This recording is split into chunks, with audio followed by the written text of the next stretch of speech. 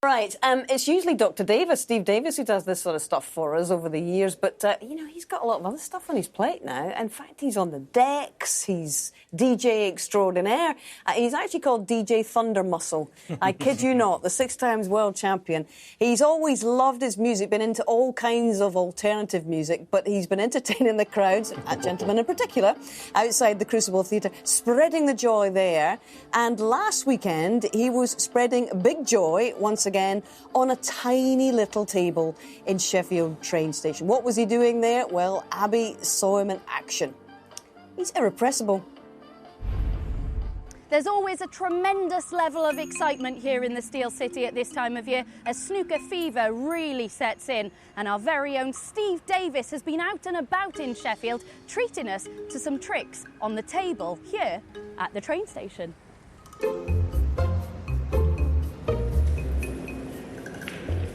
So Steve, why on earth have you dragged us to the train station today? In Sheffield during the World Championships, it's a brilliant atmosphere. Everybody's aware that the tournament's on, and things like this just sort of add to it all. So great fun. You are beaming with joy, but it is really special, isn't it? Because like you said, not everyone here is going to have a ticket, but they just want to be part of the atmosphere.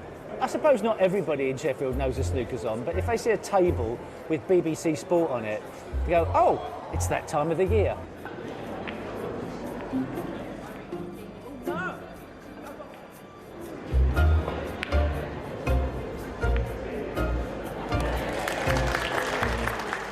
So Oliver, just tell us what you've just done on the table here at the train station. I just beat Steve Davis. And how did that feel? Quite proud of myself actually, but yeah, it was amazing, yeah. I'm sure everyone watching this will be really worried about your well-being, having seen you lose to, you must have only been about 5 or 6 years old, you know. How are you going to bounce back from that, Steve? Will you bounce back from that? I'm going to go with John Parrott, see if he'll come in my corner to be sort of like, you know, in the coaching world. But he'll probably just laugh. I don't know where to go from here.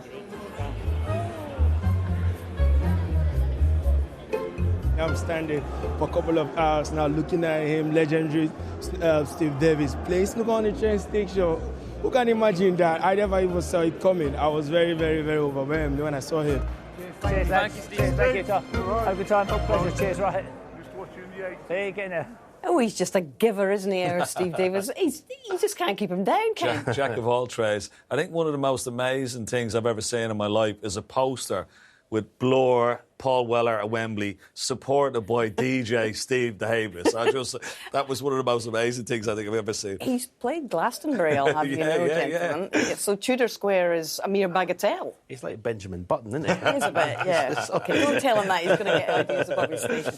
Anyway, we sort of mark the passage of time according to the years going by here at the Crucible Theatre since 1977. As you know, Steve ruled the 80s, but this man, Stephen Hendry, ruled the 90s. And would you believe that today marks 25 years to the day that he surpassed Steve Davis and Ray Reardon's 6 world titles to own a 7th of his own? And it all happened, I still get goosebumps, right there.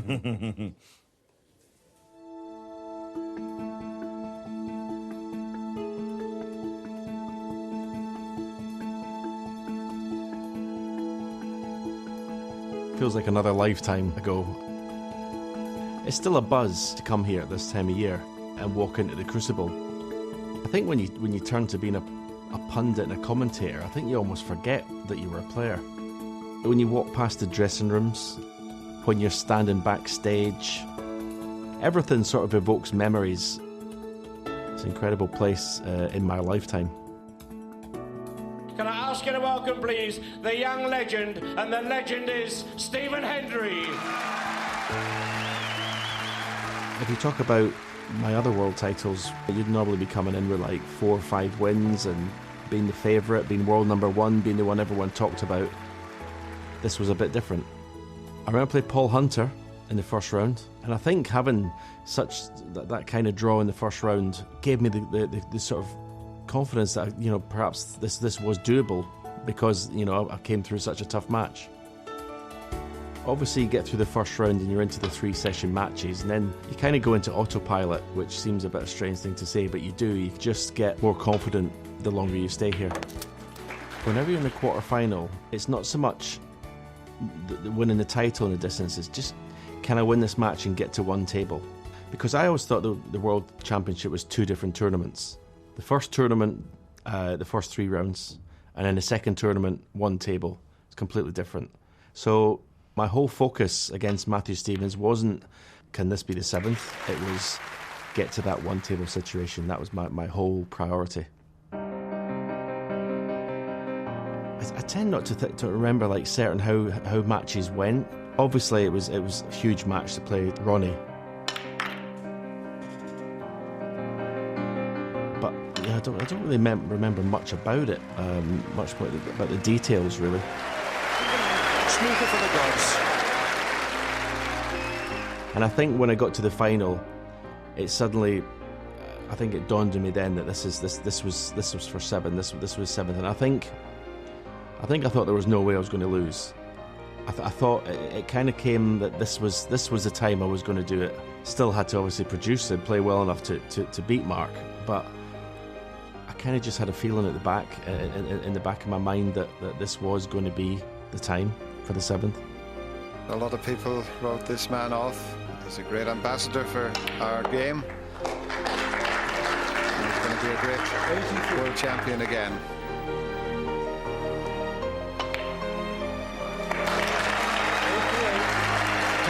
To finish with a century. Not too bothered about that. He's just so pleased to have done it. Ray Reardon, 6 times world champion in the 70s. Steve Davis, 6 times in the 80s. But it's a magnificent 7 times for Stephen Hendry in the 90s. I think I sort of mouthed to myself that I can't believe I've done it, because it's such a thing that it takes so long to do. I mean, and to have watched Steve all these years and get to 6, and then I think you've got to get to 7, because after it equals, I mean, that was a goal to equal Steve's 6 world titles. But the next day I realised I had to win 7. What was the point of being the same? It just seems so long happening. I mean, a decade to get there. And it's just like, I can't believe I've done it.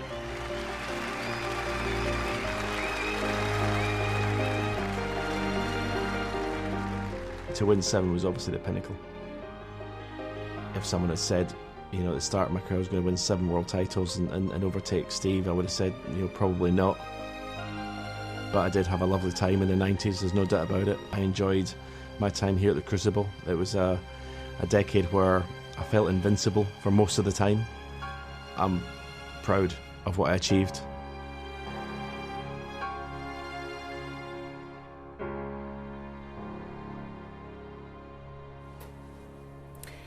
It's not very often that you appear to be moved by things, but I think you've been a wee bit moved by that today. What a wonderful memory. Yeah, it's fabulous. I mean, obviously, it was my ambition to sort of equal Steve first, and then obviously to overtake him with 7. It was, yeah, it was incredible. When I look back there, I mean, it seems so long ago.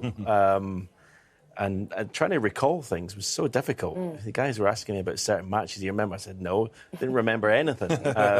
All I remember is afterwards how far I sank after winning the 7th. But yeah, you can't take that away, the sort of memories. It's amazing. And you could therefore understand the clamour that there is for Ronnie to perhaps move beyond you, and because you did exactly the same, you'll know exactly how it feels. Yeah, and when Ronnie won the 7th, you know, I had to, on my YouTube channel, I said to him, I said, look, when I won 6, I had to win 7. Surely you won 7, you have to win 8. And Ronnie being Ronnie went, yeah, no, you know, but he does. You can't be the same as anyone. And Ronnie will feel like that. He'll be desperate to win 8th.